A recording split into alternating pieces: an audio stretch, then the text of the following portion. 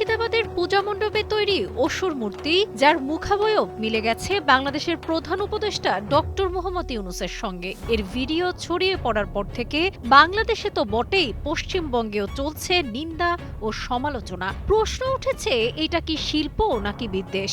দুর্গাপূজার শুভ অশুভ লড়াই কি কূটনৈতিক সংকটকে উস্কে দিচ্ছে?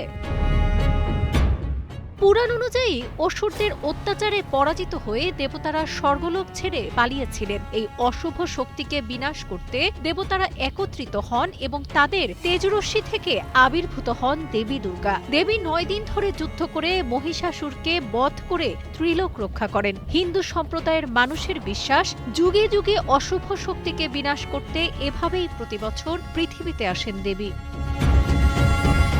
পদ্মা সেতু, মেট্রো রেল এবং এলিভেটেড এক্সপ্রেসওয়ে নির্মাণের গর্বিত অংশীদার বসুন্ধরা সিমেন্ট। পূজা মণ্ডপে তাই অসুর হিসেবে বিভিন্ন দেশের নেতাদের উপস্থাপনকে নেতিবাচক হিসেবে দেখছেন অনেকে।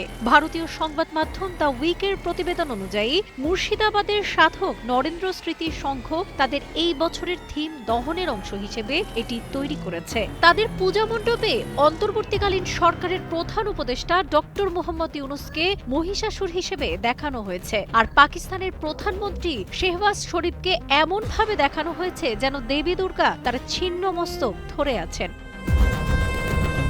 কলামিস্ট শাহেদ কায়েস লিখেছেন, কাজটা সন্দেহাতীতভাবে শিষ্টাচার বহির্ভূত হয়েছে। শুভ অশুভের প্রতীকী লড়াইয়ের মঞ্চ যে দুর্গাপূজা, সেখানে ভিনদেশের একজন সরকার প্রধানকে অসুর রূপে প্রতিকায়িত করা মেনে নেওয়া যায় না। স্থানীয় শিল্পীদের এই সিদ্ধান্ত শুধু শিল্পরুচির প্রশ্নেই বিতর্কিত নয়, এটি সীমান্ত পারের সম্পর্ক, কূটনৈতিক শিষ্টাচার এবং সামাজিক সম্প্রীতির ওপর সরাসরি আঘাত হানার শামিল।